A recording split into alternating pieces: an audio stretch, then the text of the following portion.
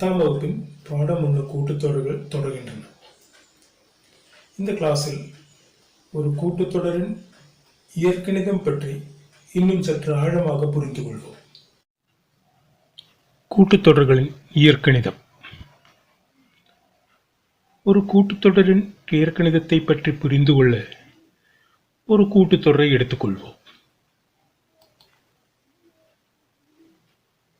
19, 28, 37, 46 என்ற கூட்டுத்தொடரை பார்ப்போம். முதல் உறுப்பு 19. 19 கூட எவ்வளவு கூட்டினால் 28 கிடைக்கும்? 19, 9, 28. 28 கூட இன்னொரு 9 கூட்டினாலோ 28, 9, 37. 37 கூட இன்னொரு 9 கூட்டினால் 46. எனவே இது ஒரு கூட்டுத்தொடராகும்.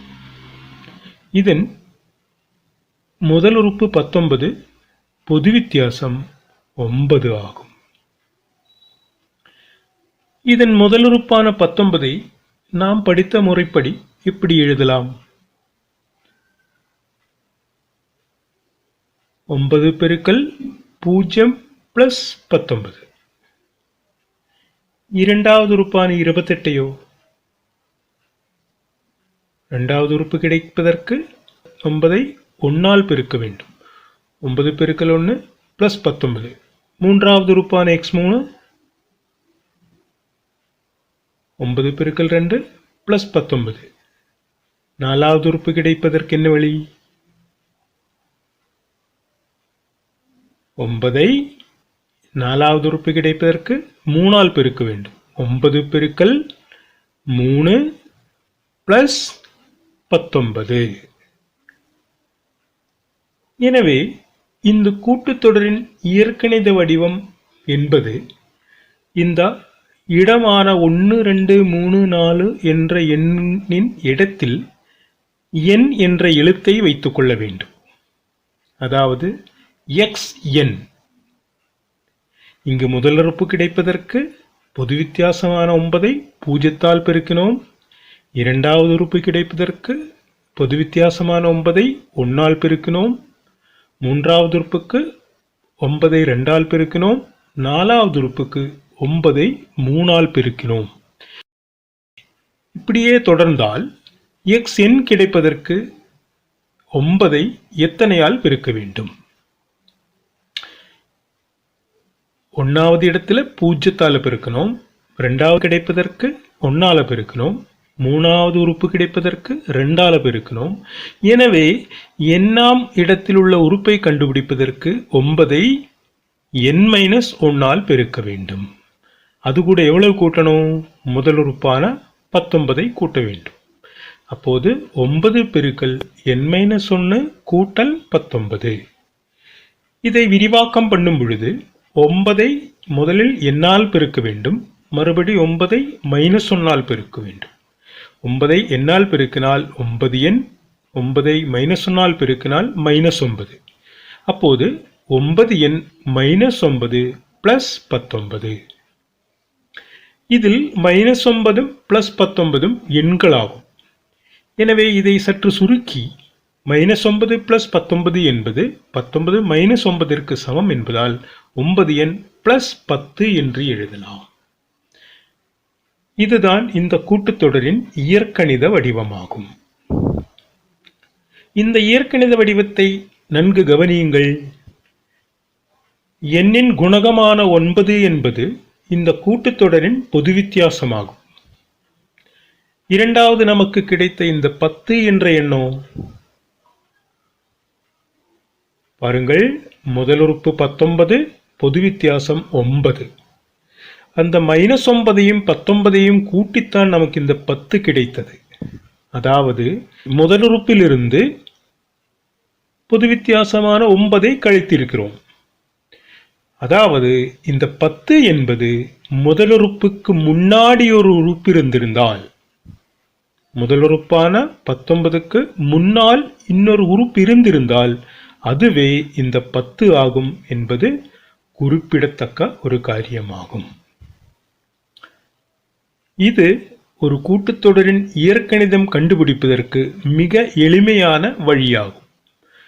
ஒரு கூட்டுத்தொடரின் இயற்கணிதம் கண்டுபிடிப்பதற்கு பொது வித்தியாசத்தை எண்ணால் பெருக்கி அது கூட முதல் உறுப்பிற்கு முன்னால் ஒரு உறுப்பு இருந்திருந்தால் அதை கூட்டினால் போதும். இந்த கேள்வியில் நாம் பார்த்த அந்த கூட்டுத்தொடர் 19, 28, 37, 46. அதன் இயற்கணித வடிவம் 9n + 10. இதில் 9 என்பது இந்த கூட்டுத்தொடரின் பொது வித்தியாசமாகும். 10 என்பது இந்த கூட்டுத்தொடரில் 19ற்கு முன்னாடி உள்ள உறுப்பு ஆகும். எனவே எந்த ஒரு கூட்டுத்தொடரும் 9n + 10 என்ற வடிவத்தில் ஆகும். எண்ணின் குணகமானது அந்த கூட்டுத்தொடரின் பொது வித்தியாசமும் பின்னால் வரும் அந்த தனி எண் முதல் உறுப்பிற்கு முன்னாடியுள்ள உறுப்புமாகும். ஆக இந்த எந்த ஒரு கூட்டுத்தொடருடைய இயற்கணித வடிவத்தையும் an + b என குறிப்பிடலாம். இதில் a என்பது பொது வித்தியாசமும் b என்பது முதல் உறுப்பிற்கு முன்னாடியுள்ள உறுப்பும் ஆகும். இனி மேலும் சில கேள்விகளை பார்ப்போம். பக்கம் 24 உள்ள முதல் கேள்வி. ஒரு கூட்டுத்தொடரின் 8வது உறுப்பு 12ம் 12வது உறுப்பு 8ம் ஆகும். இத்தொடரின் இயற்கணித வடிவம் என்ன? கேள்வியின்படி 8வது உறுப்பு 12. இதை எப்படி எழுதி கொள்ளலாம்? எந்த ஒரு உறுப்பையும் x1, x2, x3 என குறிப்பிடலாம். எனவே 8வது உறுப்பை x8 என குறிப்பிடலாம். அதாவது x8 சமம் எவ்வளவு? 12. அடுத்து தந்திருப்பது 12வது உறுப்பு 8. இதனை எப்படி எழுதி கொள்ளலாம்? x12 சமம் எவ்வளவு? 8. இனி இதை வைத்துக்கொண்டு இத்தொடரின் இயற்கணித வடிவம் எழுத வேண்டும். ஒரு இயற்கணித வடிவம் எழுதுவதற்கு நமக்கு தேவை என்னவெல்லாம்? அந்த கூட்டுத்தொடரின் பொது வித்தியாசம் தேவை, முதல் உறுப்பிற்கு முன்னாடியுள்ள உறுப்பும் தேவை. இவை ரெண்டும் இருந்தால் எந்த ஒரு கூட்டுத்தொடரினையும் இயற்கணித வடிவம் எழுத முடியும். சரி, பொது வித்தியாசம் எப்படி கண்டுகொள்வது? நம்மிடையே உள்ள இரண்டு உறுப்புகள் 8வது உறுப்பும் 12வது உறுப்பும் ஆகும். இந்த இரண்டு உறுப்புகளின் இடங்கள் வரிசையாக 8ம் 12ம். அவைகளுக்கிடையே உள்ள வித்தியாசம் எப்படி கண்டுகொள்வது? 8க்கும் 12க்கும் எவ்வளவு வித்தியாசம்? அதாவது இடங்களின் வித்தியாசம் என்பது 12 கழித்தல் 8 சமம் எவ்வளவு? 4. சரி, இனி 8வது உறுப்பு 12, 12வது உறுப்பு 8. ஆக இந்த உறுப்புகளுக்கு இடையே உள்ள வித்தியாசத்தை எப்படி கண்டுகொள்வது? நம் சௌகரியத்திற்கு முதலில் 12ஐயும் இரண்டாவதாக 8ம் எடுக்க முடியாது. 12வது இடத்தில் உள்ளது 8 ஆகும், 8வது இடத்தில் உள்ளது 12 ஆகும். இடங்களின் வித்தியாசம் கண்டுபிடிக்கும் போது 12இலிருந்து 8ஐ கழித்திருக்கிறோம். ஆக உறுப்புகளின் வித்தியாசம் கண்டுகொள்வதற்கு இதிலிருந்து எதை கழிக்க வேண்டும்? 8இலிருந்து 12ஐ கழிக்க வேண்டும். அது எவ்வளவு? -4. ஆக இடங்களின் வித்தியாசம் 4, உறுப்புகளின் வித்தியாசம் -4. இவைகளுக்கிடையே உள்ள தொடர்பு என்ன? 8வது இடத்திலிருந்து 12வது இடத்திற்கு போக வேண்டுமெனில் 4 பொது வித்தியாசத்தை கூட்ட வேண்டும். அதாவது 12 கூட 4 பொது வித்தியாசம் கூட்டினால்தான் நமக்கு என்ன கிடைக்கும்? 8. அதாவது 12க்கும் 8க்கும் உள்ள வித்தியாசங்கிறது 4 பொது வித்தியாசத்திற்கு சமமாகும். ஆக என்ன எப்படி எடுத்துக்கொள்ளலாம்? உறுப்புகளின் வித்தியாசம் என்பது இடங்களின் வித்தியாசம் மற்றும் பொது வித்தியாசத்தின் பெருக்கல் பலனாகும். இதை வைத்து எப்படி எழுதலாம்? அதாவது -4 சமம் 4 பெருக்கல் பொது வித்தியாசம். உறுப்புகளின் வித்தியாசம் -4, அது இடங்களின் வித்தியாசத்தை பொது வித்தியாசத்தால் பெருக்கினதாகும். அதாவது 4 பெருக்கல் பொது வித்தியாசம். இதை வைத்து நமக்கு பொது வித்தியாசம் கண்டுபிடிக்கலாமே. எப்படி கண்டுபிடிக்கிறது? -4 கிடைக்கணும்னா 4 எதால பெருக்கணும்? ஆம், 4 -1 பெருக்க வேண்டும். எனவே பொது வித்தியாசம் எவ்வளவு? -1. இப்போது நாம் இந்த தொடரின் பொது வித்தியாசம் கண்டுபிடித்து விட்டோம். இனி இதை வைத்துக்கொண்டு முதலாவது உறுப்பும் கண்டுபிடிக்கணும் அல்லவா? அப்போதுதானே நமக்கு இந்த தொடர்களை இந்த தொடரை எழுத முடியும். முதல் உறுப்பை எப்படி கண்டுகொள்வது? சரி, நம்மிடையே உள்ள உறுப்புகள் 8வது உறுப்பும் 12வது உறுப்பும் ஆகும். 8வது உறுப்பு 12ம் பொது வித்தியாசம் -1 என இப்போது நமக்கு தெரியும். இந்த 8வது உறுப்பு கிடைக்கணும்னா முதல் உறுப்பு கூட எத்தனை பொது வித்தியாசம் கூட்ட வேண்டும்? ஆம், 7 பொது வித்தியாசம் கூட்ட வேண்டும். அப்படி என்றால் 8வது உறுப்பிலிருந்து முதல் உறுப்பு கிடைக்கணும்னா அந்த 12 இருந்து எத்தனை பொது வித்தியாசத்தை கழிக்கணும்? 7 பொது வித்தியாசங்களை கழிக்கணும். அதாவது முதல் உறுப்பு x1 சமம் 8வது உறுப்பான x8 இருந்து 7 பொது வித்தியாசம் 7 பெருக்கல் பொது வித்தியாசம் கழிக்க வேண்டும். இங்கே 8வது உறுப்பு எவ்வளவு? 12. அதாவது x1 சமம் 12 கழித்தல் 7 பெருக்கல் பொது வித்தியாசம் -1. 7 பெருக்கல் -1. அப்போ கூட்டல் 7. 12 பிளஸ் 7 எவ்வளவுன்னு கிடைக்கும்? 19. அதாவது இந்த கூட்டுத்தொடரின் முதல் உறுப்பு எவ்வளவு? 19. இப்போது நமக்கு முதல் உறுப்பும் தெரியும், பொது வித்தியாசமும் தெரியும். எனவே இந்த தொடரை நாம் எழுதி கொள்ளலாமே. பொது வித்தியாசம் குறையெண் என்பதால் இந்த தொடர் எப்படிப்பட்ட தொடராகும்? ஆம், குறையும் தொடராகும். எனவே அந்த தொடர் எப்படி இருக்கும்? முதல் உறுப்பு 19, அடுத்த உறுப்பு -1 18, அடுத்த உறுப்பு மறுபடியும் -1 17, 16 என தொடரும். அதாவது இந்த கூட்டுத்தொடர் 19, 18, 17, 16 எக்ஸெட்ரா என ஆகும். இனி இந்த தொடரின் இயற்கணித வடிவம் எழுத வேண்டும். இந்த 19ற்கு முன்னாடி உள்ள ஒரு உறுப்பு இருந்தால் இந்த இயற்கணித வடிவம் எழுதி கொள்வது மிக எளிது. குறையும் தொடர் என்பதால் 19க்கு முன்னாடி உள்ள உறுப்பு எப்படி இருக்கும்? 19ஐ விட 1 கூடுதலாக இருக்கும். அப்பதானே 20 1 கழிக்கும் போது 19 கிடைக்கும்.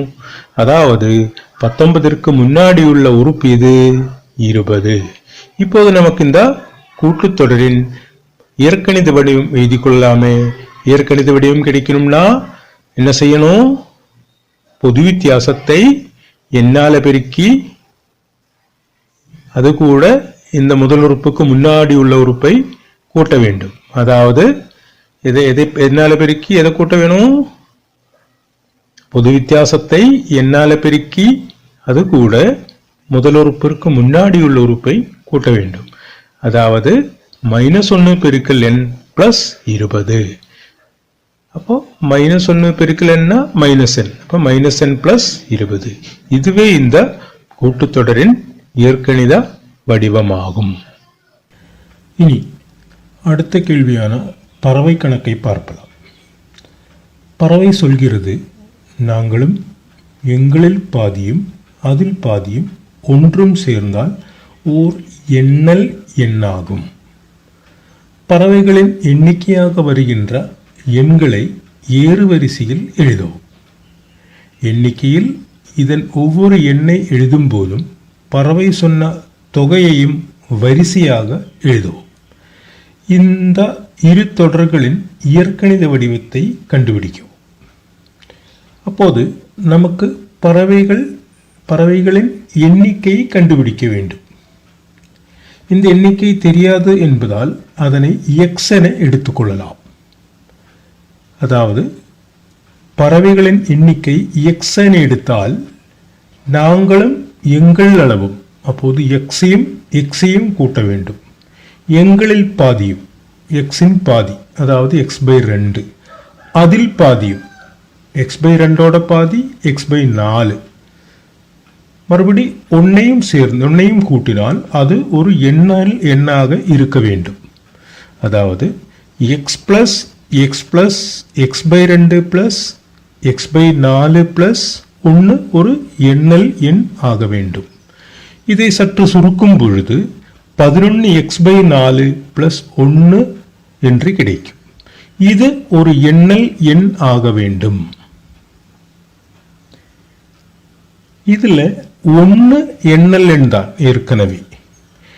அப்போது 11x/4 எண்ணல் எண் ஆக வேண்டும். 11x/4 என்பது எண்ணல் எண் ஆக வேண்டுமெனில் 11x என்பது 4 மடங்காக இருக்க வேண்டும். 11 என்பது 4 மடங்கு இல்லை. எனவே இந்த x என்ற எண் கண்டிப்பாக 4 ஒரு மடங்காக இருக்க வேண்டும். அப்போதுதான் 11x/4 என்பது ஒரு எண்ணல் எண்ணாக கிடைக்கும். 4 மடங்குகள் என்றால் 4, 8, 12, 16 என தொடரலாம். அதாவது பறவையின் எண்ணிக்கையாக வர வாய்ப்புள்ள எண்களின் தொடர் என்பது 4 மடங்குகளான 4, 8, 12, 16 எக்ஸெட்ரா. இனி தொகையாக வர வாய்ப்புள்ள எண்கள் எப்படி? எண்ணிக்கை 4 எனில் பறவை சொன்ன தொகை கண்டுபிடிப்பது எவ்வாறு? நாங்களும் எங்கள் அளவும், அப்போது 4 4, எங்களில் பாதி 4 பாதி, அதில் பாதி, அது 2 பாதி, மறுபடி 1.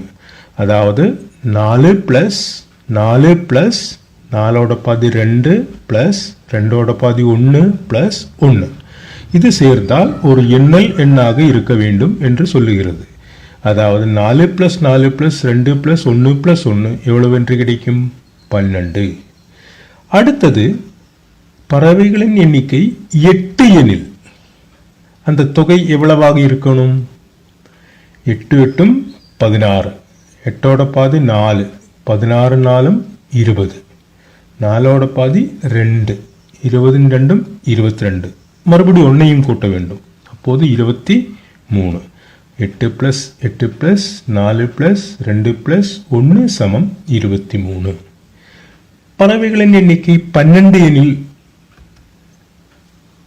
12 12 24, 12 பாதி 6, 24 6 30, 6 பாதி 3, 33 33, மறுபடி 1, அப்போது 34. எண்ணிக்கை 16 எனிலோ 16 16, 11 பாதி 8, 8 பாதி 4, மறுபடி 1 கூட்டும்போது 45 என கிடைக்கும். அதாவது இந்த தொகையின் தொடர் என்பது 12, 23, 34, 45. இப்போது நாம் இந்த எண்ணிக்கையும் தொகையையும் தொடராக எழுதிவிட்டோம். இனி இந்த இரு தொடர்களின் இயற்கணித வடிவத்தை கண்டுபிடிக்க வேண்டும்.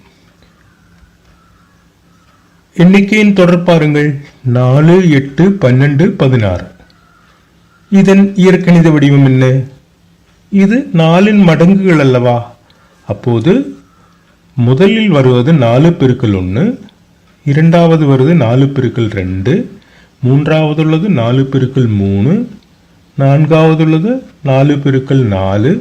அப்படி என்றால் எண்ணாம் உறுப்பு எது? 4 × n, அது 4n. இனி தொகையின் தொடரின் இயற்கணித வடிவம் கண்டுபிடிக்கலாம். இதை கவனியுங்கள். முதல் உறுப்பு 12. 12 கூட எவ்வளவு கூட்டினால் 23 கிடைக்கும்? 12 கூட 11 கூட்டினால் 23.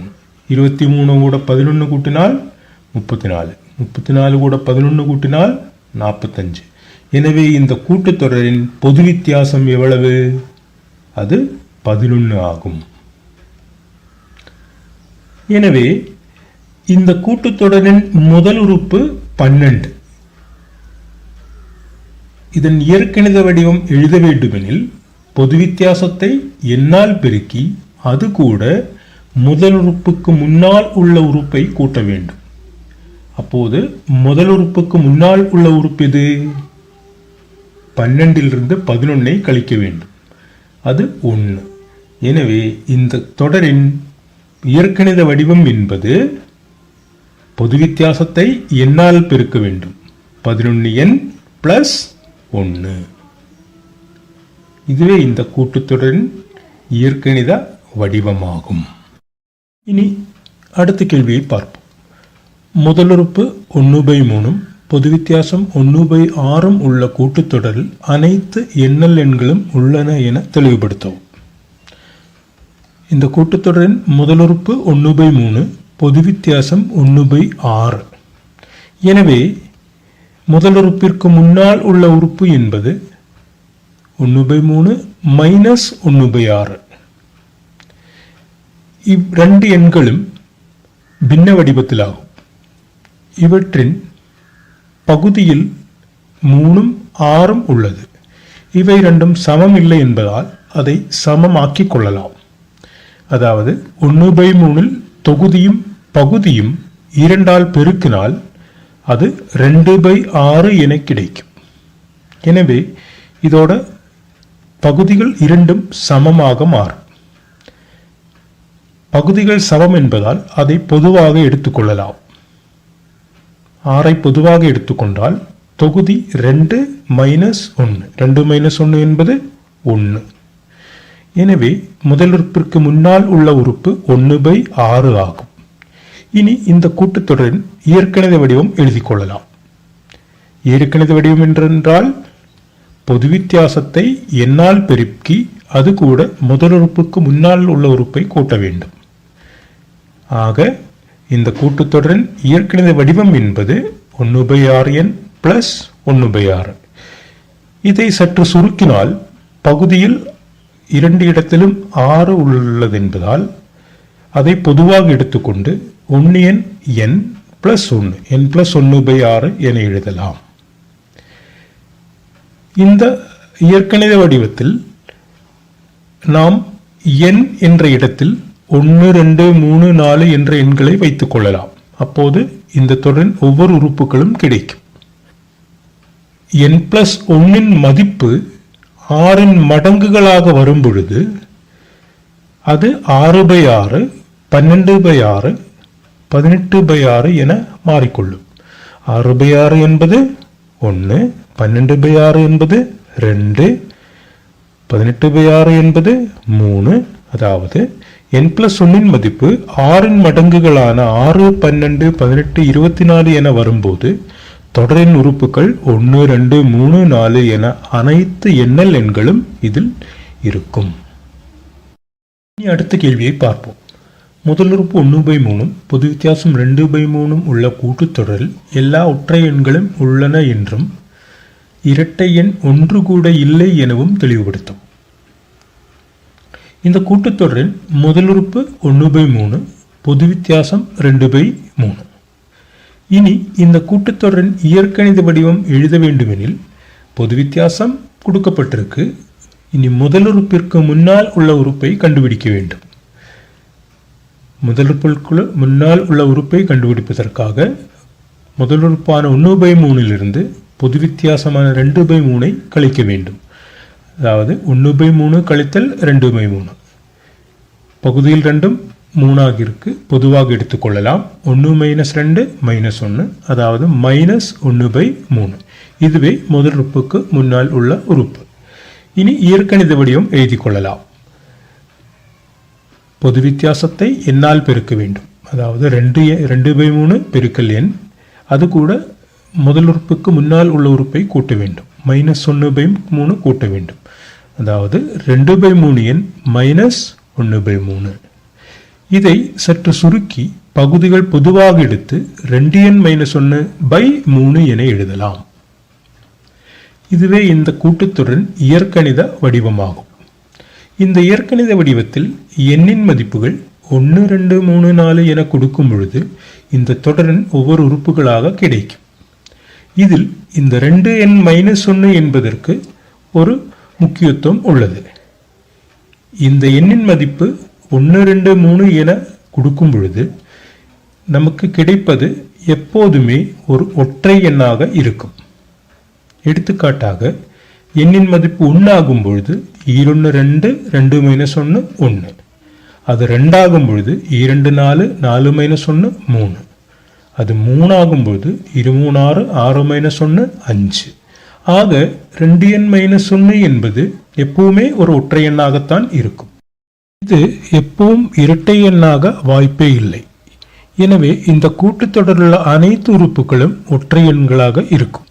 மேலும் இந்த 2n-1 மதிப்புகள் 3 9 15 21 என வரும்போது தொடரின் உறுப்புகள் 3/3 1 9/3 3 15/3 5 21/3 7 என அனைத்து ஒற்றை எண்களும் கிடைக்கும். கூட்டுத்தொடர்களின் இயற்கணிதம் பற்றி மேலும் சில கருத்துக்களை படித்துக் கொண்டோம். அதன் விடைகளை கண்டுபிடித்து உங்கள் ஆசிரியர்களுக்கு அனுப்பி கொடுத்து அதை சரிபார்த்துக் கொள்ளுங்கள். அடுத்த கிளாஸில் உங்களை சந்திக்கும் வரை நன்றி, வணக்கம்.